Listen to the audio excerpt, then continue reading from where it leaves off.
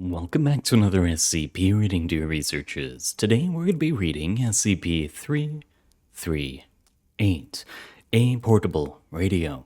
Now without further ado, item number SCP-338, object class, safe.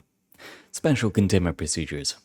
SCP-338 is to be activated and constantly monitored at all times, with its broadcasts recorded for later analysis.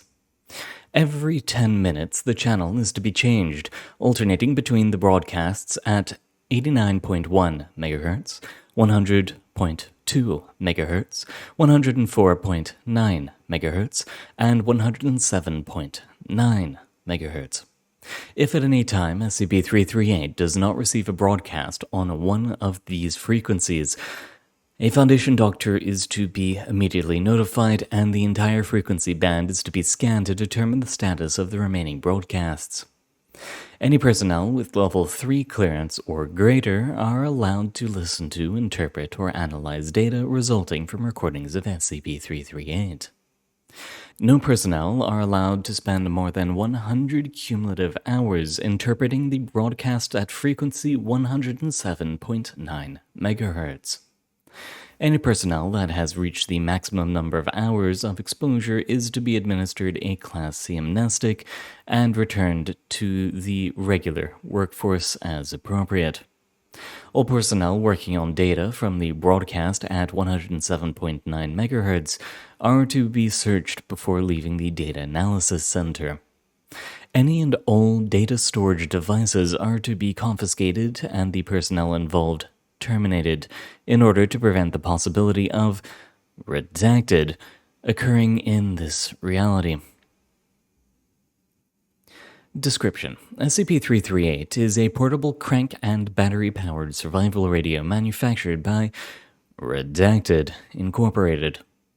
Disassembly reveals no anomalies compared to similar radios, with the exception of 3 small, approximately 1 mm in diameter, drops of solder on the receiver circuitry. Replicating this defect on other models does not result in effects similar to SCP-338. Accepting the anomalous properties described below, SCP-338 functions identically to similar models produced by the corporation. SCP-338 is capable of receiving anomalous broadcast signals at 11 different frequencies. These broadcasts maintain the same signal strength, no matter the physical location of SCP-338. Each broadcast appears to originate from a greatly different reality, with the exception of the one at 100.2 MHz. All broadcasts appear to be live and transmitted at the same date and time that they are received by SCP-338, as indicated by references to known natural disasters. The broadcast frequencies and a brief description of their general contents are as follows. Frequency 88.7 MHz. Orchestral music pieces unknown. Primary language Tagalog. 89.1 MHz. Talk radio primarily focused on politics and sport. Primary languages are a mixture of French and Mandarin. 91.8 MHz. Religious hymns and chants primarily Hindu. Primary languages are Urdu. 94.5 MHz. Rap and Tejano music, pieces unknown.